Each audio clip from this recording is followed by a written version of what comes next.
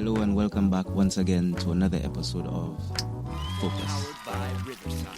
Alright, I've got a story for you today that is really and truly on fire. I mean, over 5,000 degrees.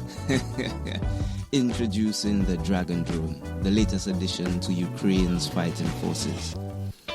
Like I said, Earth is amazing, not just the people, not just the places, but what we do with it every day and what we create. So, swiftly moving on. 5,000 degrees Fahrenheit is really hot. Ukraine's Dragon drones are now burning Russian tanks. In early September, Ukrainian forces began deploying hovering drones equipped with full tanks of thermite, a metal incendiary that sprays like a liquid and burns as hot as 5,000 degrees Fahrenheit. Russian forces cobbled together their own versions of Ukrainian Dragon drones a few weeks later. The Dragon drones have mostly attacked bunkers, trenches, and their occupants. The operators apparently calculating the structures and troops are most vulnerable to sticky incendiaries that can kill a human being in seconds. But incendiaries work against armored vehicles too, as one Ukrainian brigade apparently discovered, more accurately rediscovered. In eastern Ukraine this week, on or before Thursday, the Ukrainian Army's 30th Mechanized Brigade, holding the line around Minkovo, 40 miles from the North Ukrainian fortress town of Pokrovsk, spotted a solitary Russian tank, perhaps from the nearby Russian North V Volunteer Brigade, rolling along a tree-lined road in broad daylight. As a Ukrainian drone observed from a distance, Ukrainian troops struck the tank, possibly with an anti-tank missile. The initial hit immobilized the up-armored turtle tank, making it an easy target for a follow-on attack. It seems one of the 30th Mechanized Brigade's Dragon drones was in the best position to finish off the tank. It hovered overhead, spraying the lava-like thermite all over the tank. Soon the tank was on fire. Probably the first documented case of a Dragon drone striking Russian armored vehicles, commented War Translated and Estonian analyst. That incendiaries are effective anti-tank weapons should come as no surprise, even if it took a few weeks for Russian and Ukrainian drone operators to appreciate it. When napalm is splashed onto a tank, the combustible material on the surface of the tank may catch fire. Rubber on the tracks and road wheels may ignite.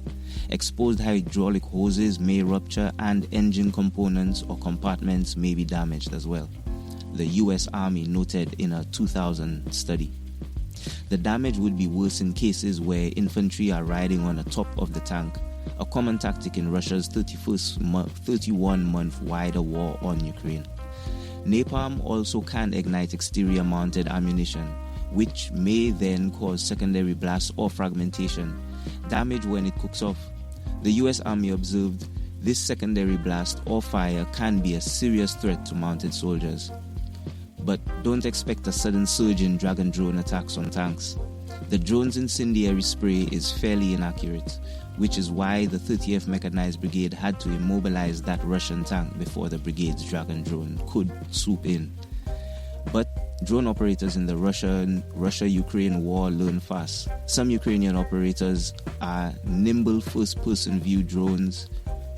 Operators of nimble first-person view drones are so skilled that they can strike Russian drones in mid-air or maneuver their explosive FPVs underneath the lips of the add-on armored shells on Russian turtle tanks. With time, the Dragon drone operators will become more skilled too. It might not be long before they can burn down entire enemy tanks while the tanks are still on the move, but it's going to become something big.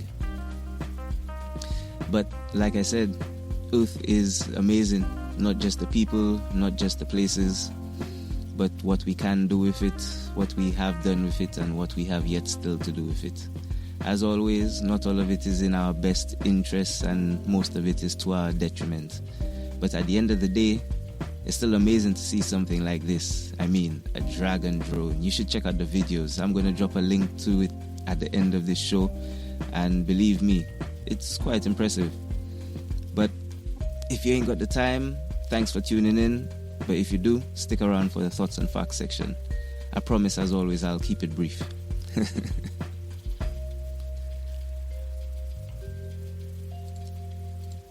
Alright, so swiftly moving on.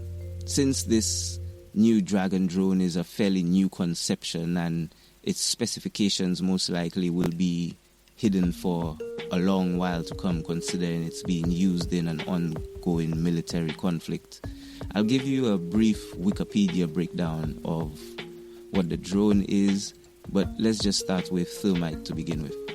Thermite itself is a product that emerges as a liquid due to the high temperatures reached up to 2,500 degrees Celsius or 4,500 degrees Fahrenheit. With iron oxide, although the actual temperature reached depends on how quickly heat can escape to the surrounding environment. Thermite itself contains its own supply of oxygen and does not require any external source of air, which means water will not stop it from burning.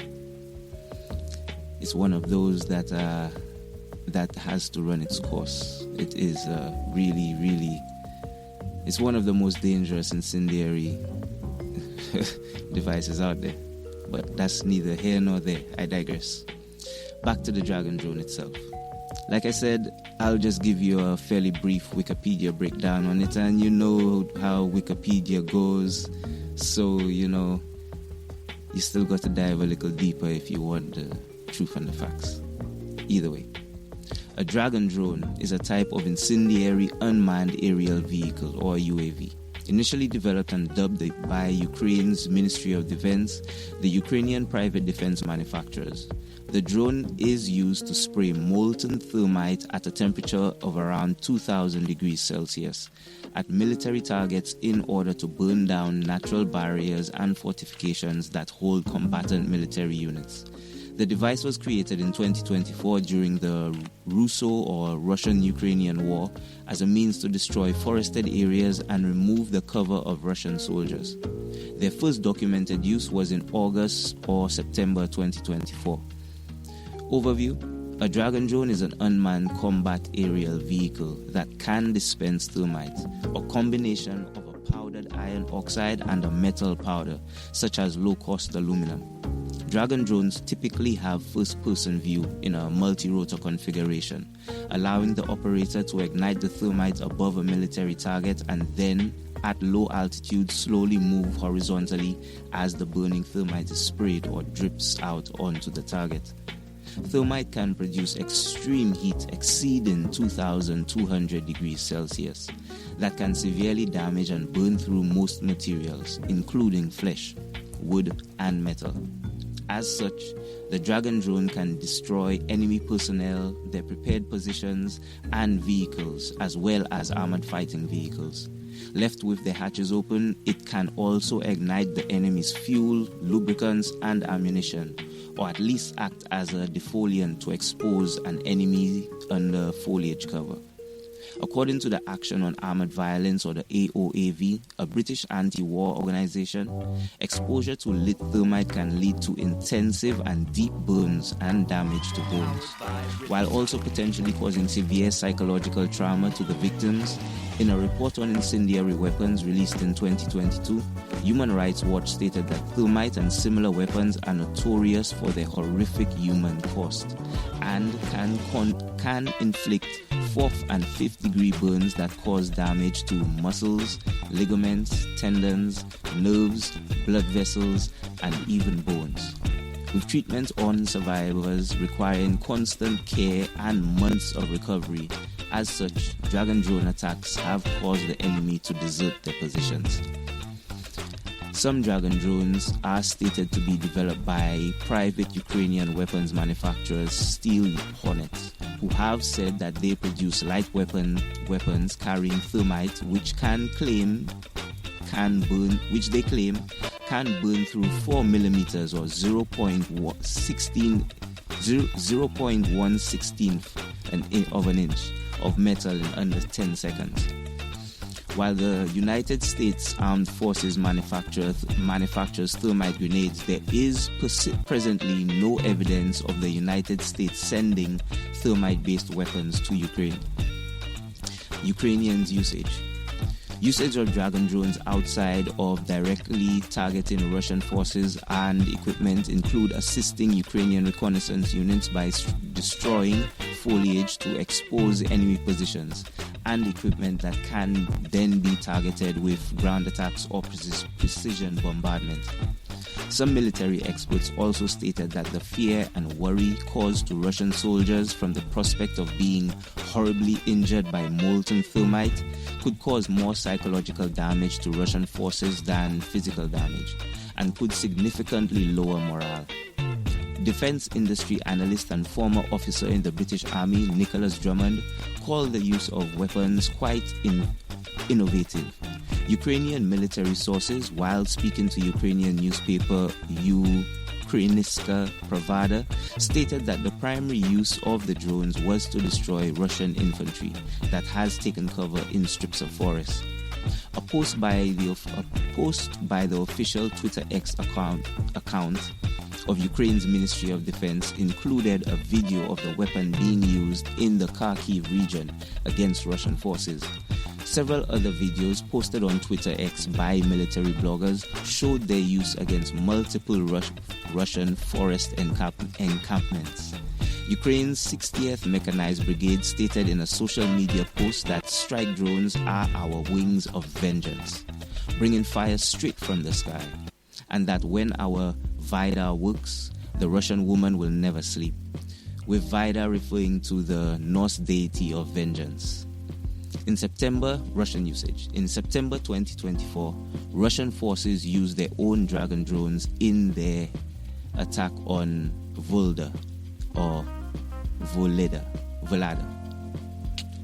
Apologies if I butchered that. The legality of it all.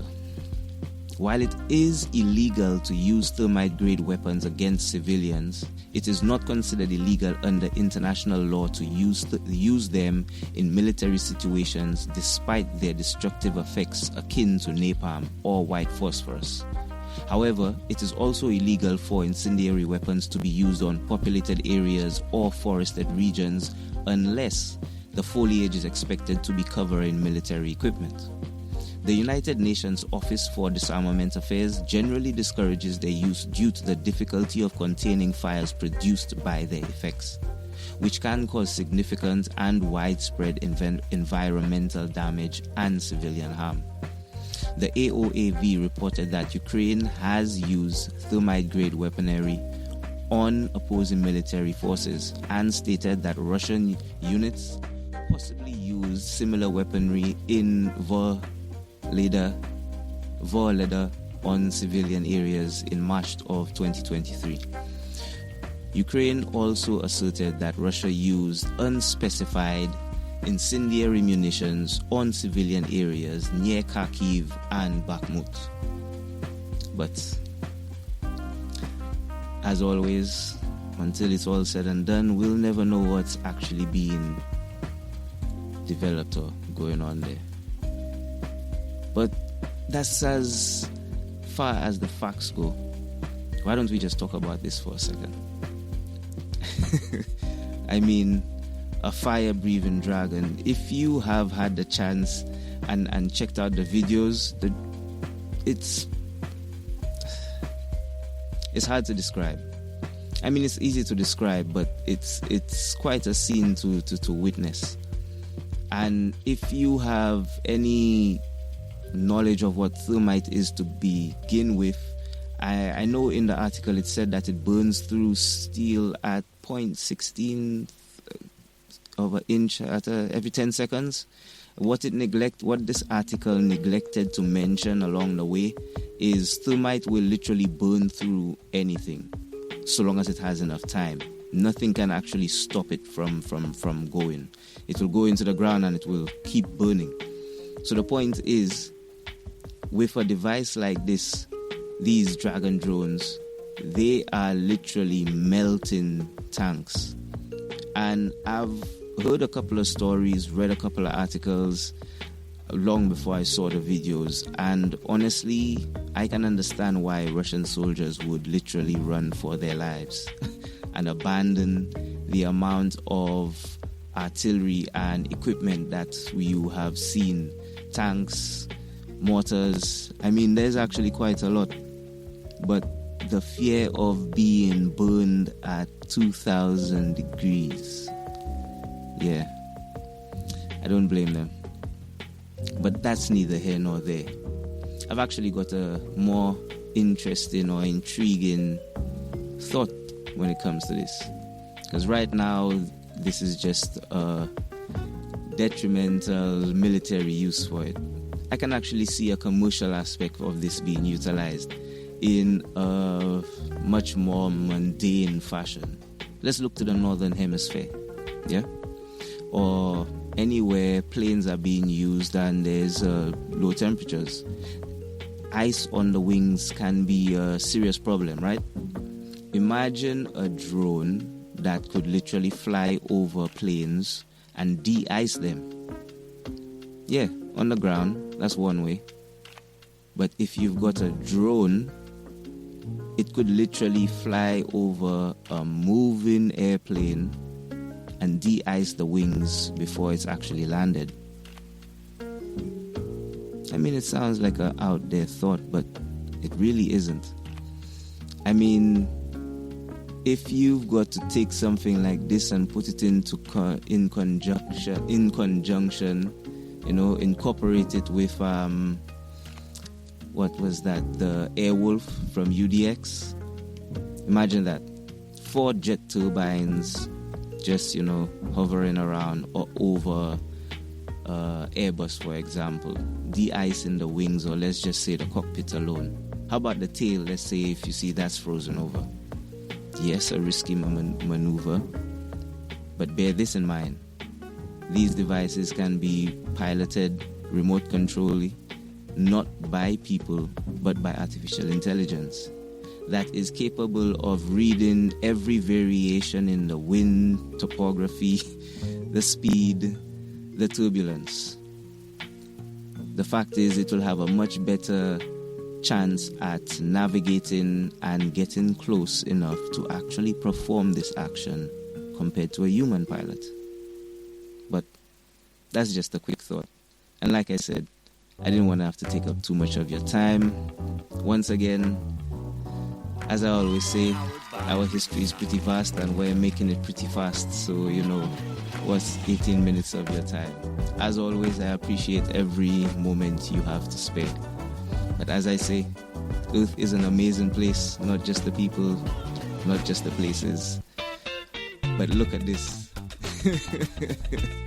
A fire-breathing drone. It really is the dawn of the drones.